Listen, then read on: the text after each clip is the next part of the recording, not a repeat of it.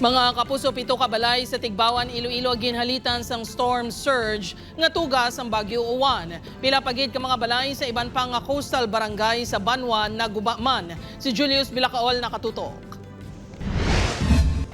Sa paglantaw sa Gua, makita ng paggarusdak sang palaya sining balay sa barangay Tanpael, Tigbawan, Iloilo. Apang sa sulod, mas malala pagid ang halit nga naangkon sini. Narumpag ang sementado nga salog, bangod ginaabab sang tubig ang pundasyon sang balay. Ini ang tugas sang storm surge kagabi, nga ginpabaskog sang Bagyo Uwan. Wala sa nahalitan sa hitabo, bangod ang mga nag-i-star sa balay, ginpaidalom na sa preemptive evacuation. Baskog ang balod, baskog ang hangin, nagsuot gidang tubig sa gilid, baka balayng. Base sa datos ng barangay, 7 ka mga balay ang ginhalitan sang storm surge. 2 ang totally damaged, 5 ang partially damaged. As in kataas sir,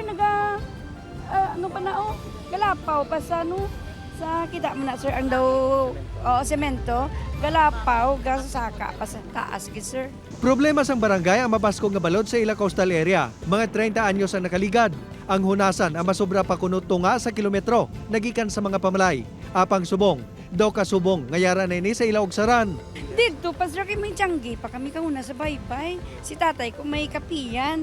Di layo-layo pa na. May ginapaobra nga shoreline protection project sa barangay. Apang hindi sinimasakop ang kabugusan nga hunasan. Panawagan sang punong barangay sa national government. Dugangan ang budget para mapalaba ang proyekto. Magluwas sa barangay Tanpael, may nagkalagubaman nga iban pa nga mga balay sa iban nga mga coastal barangay sa Banwa. Apang wala pa sang datos ang Tigbawan MDRRMO sang ginpadulungan sa news team.